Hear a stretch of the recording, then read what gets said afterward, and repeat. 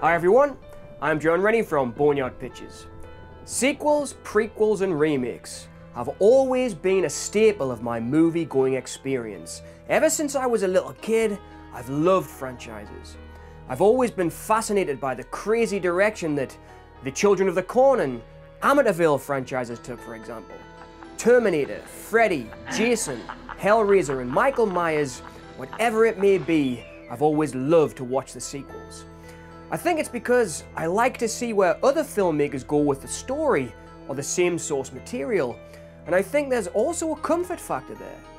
I grew up watching John Carpenter and Deborah Hill's original Halloween movie and its sequels, so I kinda love the fact that there are always new entries to the series, because it makes me feel good to see how these characters grow or either get demolished and rebuilt all over again.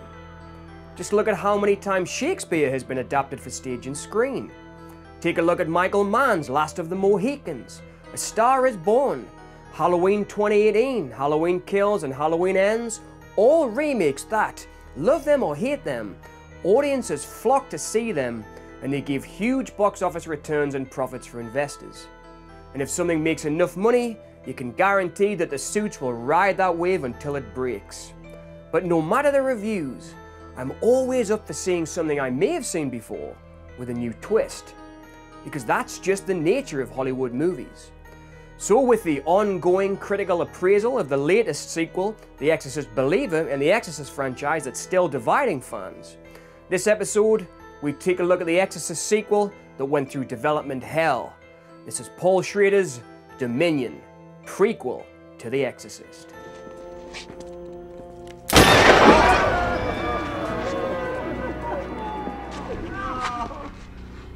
God isn't here today. Back in 2002, I got really excited when there was buzz about director Paul Schrader taking on the next entry in the Exorcist franchise. Schrader is an absolute hero of mine. I studied film and I've taught it for a time, and I pretty much got through the courses I studied writing about Schrader's direction and filmmaking techniques. To me, he's one of the great geniuses of cinema. But in the back of my mind, an alarm bell went off. We all remember Exorcist II, The Heretic. Remember Father Merrin? No. That movie was directed by another filmmaker that is on my shortlist for being a true genius, the eccentric but extremely talented John Boorman. Heretic, love it or hate it, went its own way, but failed with audiences and critics, even with John Boorman at the helm. So already I had slight reservations about Schrader's involvement because let's face it, if someone like Boorman can take a misstep, anyone can. No. Once the wings have brushed you, you're mine forever. In its defense, The Heretic has its wonders, but that's for another discussion. And now I'm going to tell you the story of the first screening of Exorcist II. 10 minutes into the picture, a guy stood up in the audience. He stood up and he looked around and he said, "The people who made this piece of shit are in this room." In the film presses, details slowly began to emerge that Schrader's Exorcist was in production hell. It was revealed that journeyman director John Frankenheimer, a favorite of mine, who is best known for his outstanding work in the 60s such as The Manchurian Candidate and Seconds. Rock Hudson, in an astonishing change of pace, stars in Seconds. Was the original director of The Exorcist Dominion, and he had left the project due to failing health. So Paul Schrader was brought on board. So how can it really be a Schrader film? It sounded more like he was doing this, like Frankenheimer, as a director for hire. But Schrader had already done this many times, such as working with Alan Ormsby's script for the earlier Universal horror movie he made, Cat People. So it seemed fine to me. It was only after Schrader had finished principal photography in 2003 that the really worrying rumors began. Morgan Creek had spent $30 million on the project with Schrader, and apparently screenings with executives had ended with the unanimous decision that this movie just did not work, and was not what the producers had signed on for when giving Schrader the job, and he was fired from the project.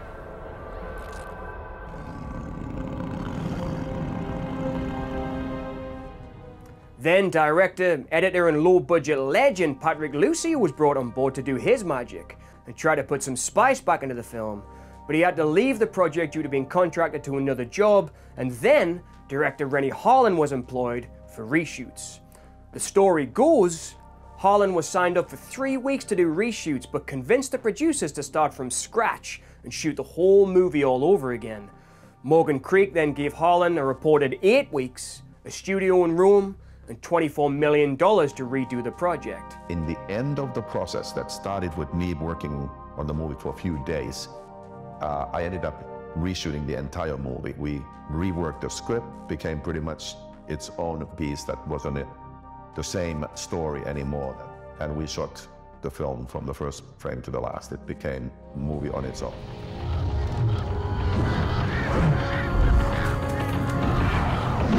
Harlin's film was released as Exorcist: The Beginning in 2004, making a decent profit over time for investors, but not breaking any new ground on its release. To me, it was a decent, gory horror movie, and did enough with its references to the first film to make it a decent sequel, which I enjoyed.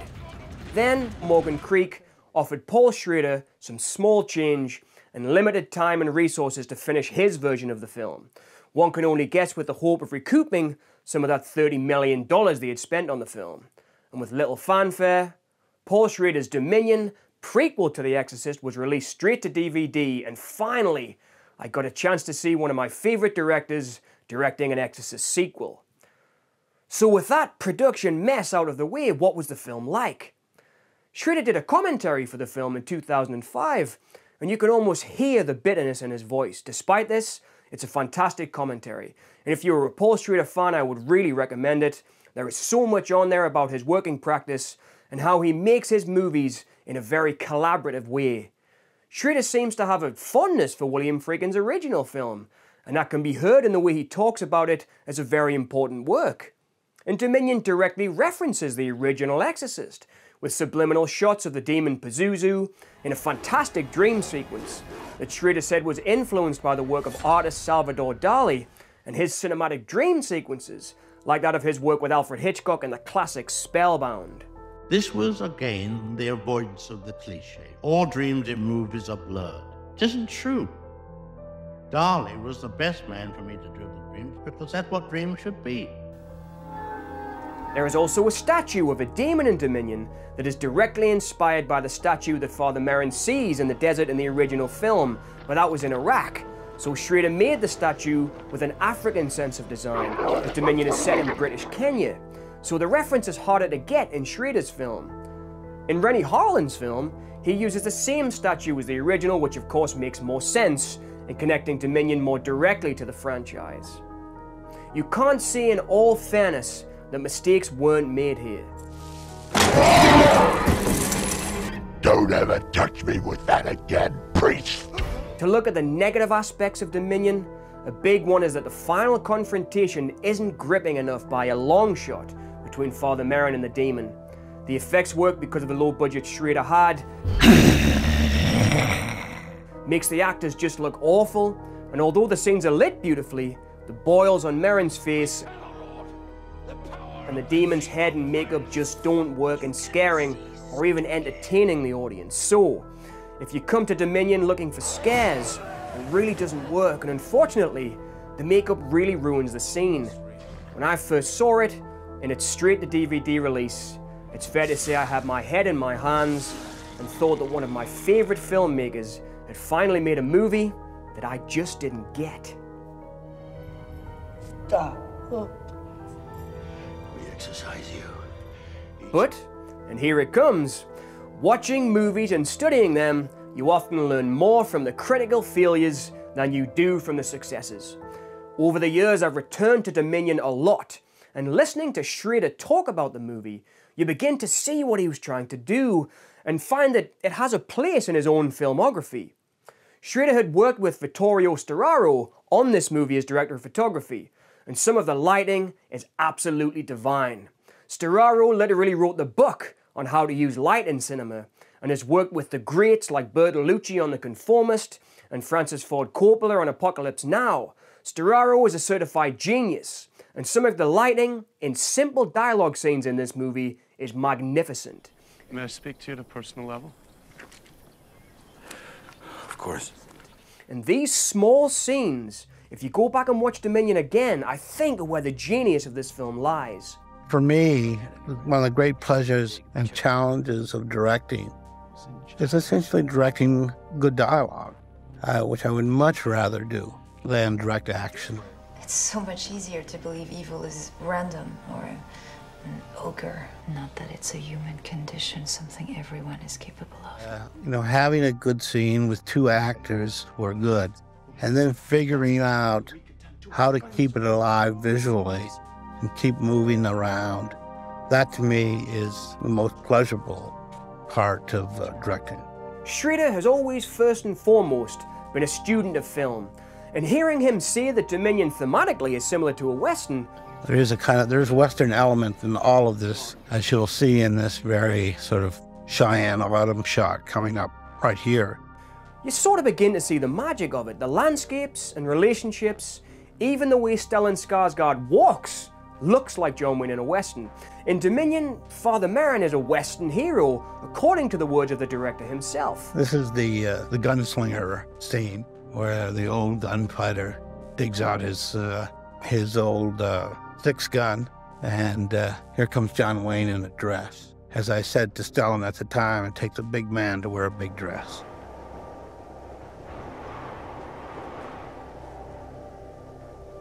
And coming back to that dream sequence that was influenced by Salvador Dali, this film is something different, and some scenes are actually quite stunning and beautiful. If we look at Dominion in its simplest form, it echoes the original film. We are dealing with a priest's struggle with faith at the core, just like Father Karras in The Exorcist. The themes are one and the same, a priest's journey back to God. This film could be said to be about survivor's guilt, which plays a huge part in the film's climax. If you look at Dominion as a character study, it actually starts to begin to make a lot more sense. I believed God let us decide between good and evil. God isn't here today. I chose good. Evil happened. I think there is a great film in here somewhere. If you are a regular here on The Boneyard, you'll know that I often see if you can look past the bad effects or CGI, look past that low budget or bad supporting cast and just give yourself over to a movie, sometimes it can work.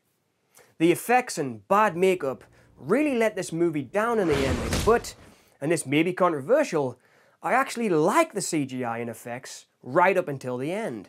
There are a few scenes of animals eating each other and hyenas that seem very unrealistic because of the CGI.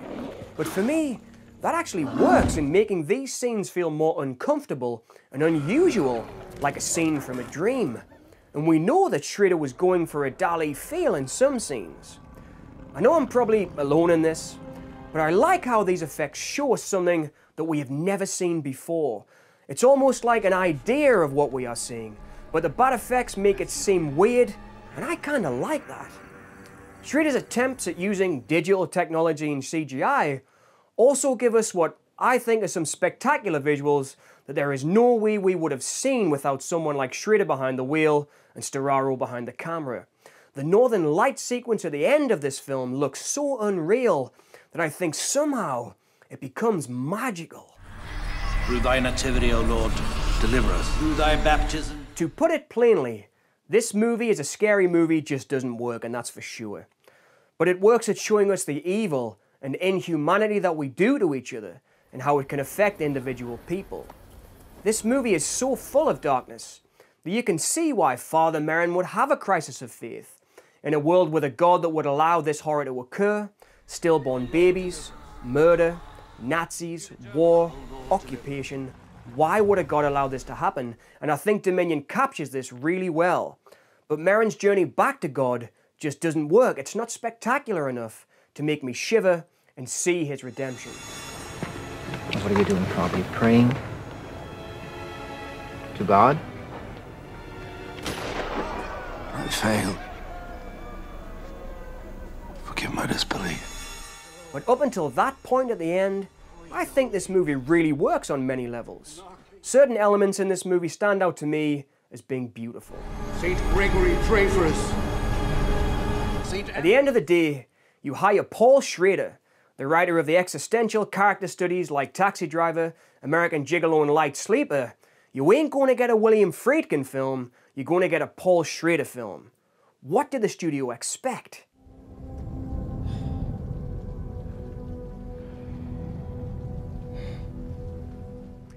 Dominion is a movie that over the years I've come to love for its references to classic westerns and cinema. It's most certainly a Paul Schrader film and fits soundly into his extensive filmography of men finding their faith. Take my disbelief into your bosom and give me strength. Absolve my sins and purify me. It has visuals that I think have an unnatural beauty and dreamlike quality to them that show the work of masters of craft and camera. That's not to say it's a masterpiece, not by a long shot, but I'd like to say that I think I've come to appreciate Dominion as a beautiful mess, but made with a true director's vision, and I think for that alone, this film deserves respect. With Dominion, a director who had been making films since 1978 saw the world change with CGI becoming more prevalent, and he embraced that change. What we see in this movie is the work of a filmmaker experimenting with a big budget, and that's pretty cool, but what we get is a failed horror movie with a bad ending, and that doesn't work. But ultimately, to me, as a film fan, when I finally saw Dominion, I got something that I loved anyway, because as I said in the beginning, all of my film-going life, I've enjoyed seeing a new perspective by an original director in any franchise. I never want to see the same thing twice, I want something completely different. But in the same vein, and with this movie, that's exactly what I got. Watch Dominion with the blinkers on to the bad, cheap CGI, and ignore that demon makeup if you can. It's hard to, but if you can, Dominion is very original for a fourth or fifth sequel, however you count it, to one of the most highly regarded horror movies of all time. And to be fair, that ain't too bad. And not all the films I made, I would make again. You know, I would not have gotten involved in that Exorcist situation if I had known what it would lead to. Thanks for watching my take on the troubled Paul Schrader prequel, Dominion. If you would like to see more from me, please remember to like and subscribe. We have the super thanks option if you would like to support the channel, and please let me know what you think about this strange movie in the comments below, and please be gentle. And as always, thanks so much for listening.